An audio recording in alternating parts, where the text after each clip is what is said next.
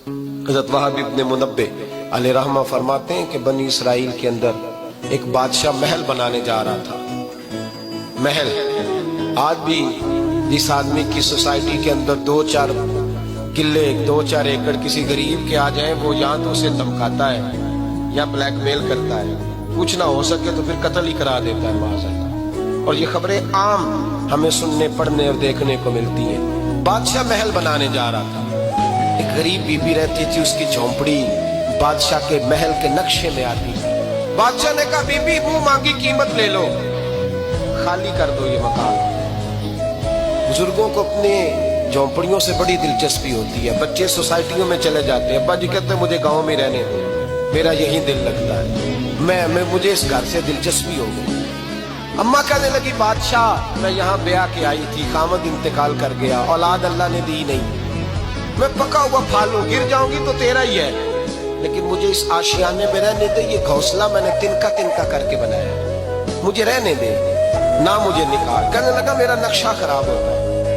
बीबी सारा दिन मकान में बैठी रहती कि मेरी झोंपड़ी टूट न जाए, जालिम की नजर में आ गई है, कहीं मेरा ये आरजुओं का महल चकनाचूर ना हो जाए, सारा दिन ड्यूटी करती। बादशाह ने भी 2-4 सिपाही खड़े कर दिए, जब घर से निकले तो बिल्डोज कर देना, मकान को गिरा देना। वो खातून कितनी दिन बंदा बैठ सकता है। एक दिन सरे शाम घर से निकली, 2-1 घंटे के बाद वापस आई तो मकान गिर गया था, दीवार बन गई थी। हजरत वहाब इब्न मुनब्बे फरमाते हैं बस उसने दुआ की तो रब करीम ने वो शहर सारा तबाह कर दिया। उस बीबी ने 2 जुमले कहे तो उलट पलट दिया वो सारा शहर। मेरे नबी करीम अलैहिस्सलाम ने फरमाया जब मजलूम के हाथ दुआ के लिए उठते हैं तो अर्श का मालिक आसमान से कहता है खोल दे सारे दरवाजे, इसके बीच कोई पर्दा नहीं रहना चाहिए, आने दे, मजलूम है, इस पर जुल्म हुआ है। लोग कहते हैं मैं बेचैन रहता हूँ साहब, मौलाना साहब पीर साहब वो घर के कोने से चीखने की आवाज आती है, कोई दम मिल जाए, कोई तवीज हो जाए, कुछ ऐसा हो जाए कि बचत हो जाए, कोई ऐसी फूंक लग जाए कि आराम आ जाए। तो मैं कहता हूँ भाई अगर बड़े दम कराने से भी फर्क नहीं पड़ा, अगर बड़े तावीज लेने से भी चीखें बंद नहीं हुई, तो जरा टटोल के देख लो, कहीं किसी यतीम की आहें ही ना दफन हो वहां, कहीं किसी गरीब का गोश्त तो नहीं दबा लिया, कहीं किसी को लूट के तो दीवार नहीं बना ली, कहीं किसी का मकान पे कब्जा करके तो नहीं बनाया। अगर लूट और हराम का माल हो तो फिर चीखें बंद नहीं होती, फिर सुकून से सोया नहीं जाता, फिर वहां आराम की नींद नहीं आती। हजरत वहाब इब्न मुनब्बे फरमाते हैं बीबी आई और आकर के उसने जब देखा मेरा घर टूट गया है, महल टूट गया है, हालात बदल गए हैं, वो खातून आती है और मेरे भाई दुआ की तो उसने अंदाज ही बदल के रख दिए। मकान से निकली तो मकान टूट गया और फरमाते वापस आई तो हाथ फैला के पता क्या कहती है, कहती ऐ अल्लाह मैं तो मौजूद नहीं थी, बता तू कहाँ गया था, तू भी मौजूद नहीं था, मैं तो नहीं थी पर तू कहाँ था।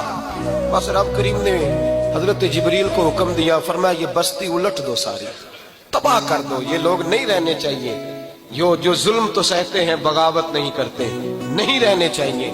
साहिब तबकात कहते हैं महबूब पाक ने फरमाया भाई किसी शख्स को मेरी तरफ से कोई तकलीफ पहुंची हो तो बदला ले सकता है, बदला ले सकता है। किसी को तकलीफ पहुंची, स्यापा फूट के रोने लगे, महबूबा करम ही करम हुआ है, रहमत ही रहमत आई, आपके बारे में गुमान करने वाला भी दायरा ईमान से निकल जाएगा।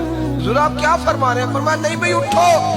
पीछे से जनाब काशा बिन मोहसन उठे, हाथ कांपते हैं, आगे बढ़े, कहने लगे या रसूल अल्लाह एक जंग के मौके पर आपने दुर्रा मारा था, नंगी पीठ पर सफ़ें सीधी कराते, बात दिल में रह गई है, मैंने बदला लेना है।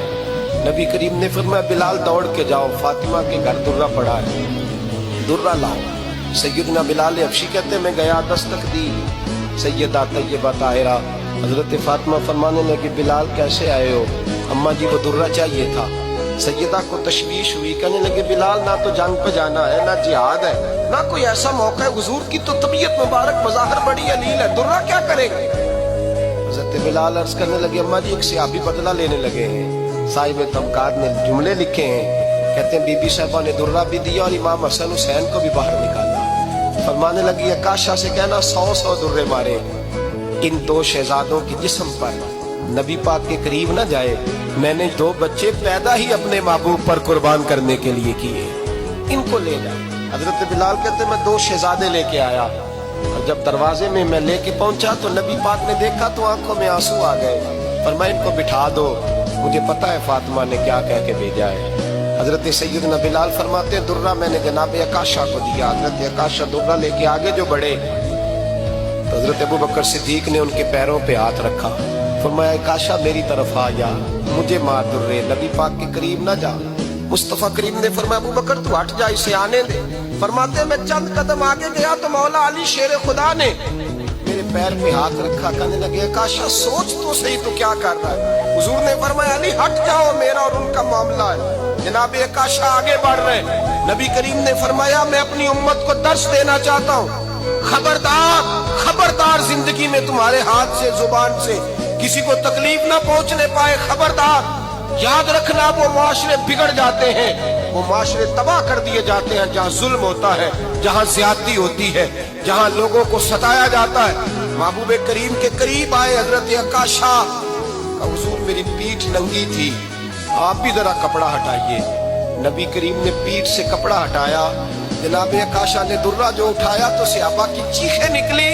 حضرت عکاشہ نے درہ دور پھینکا، حضور کے بطن اطہر سے لپٹ گئے، چومنے لگے، کہنے لگے حضور وہ تو صفے سیدھی کراتے لگ گیا تھا، آپ نے کہاں مارا تھا؟ یا رسول اللہ میں تو بہانہ بنا رہا تھا کہ جاتی دفعہ مجھے وجود چومنے کا موقع نصیب ہو جائے، مجھے یہ موقع نصیب ہو جائے۔ میرے حبیب نے فرمایا جس نے جنتی دیکھنا ہو میرے عکاشہ کی زیارت کر لے۔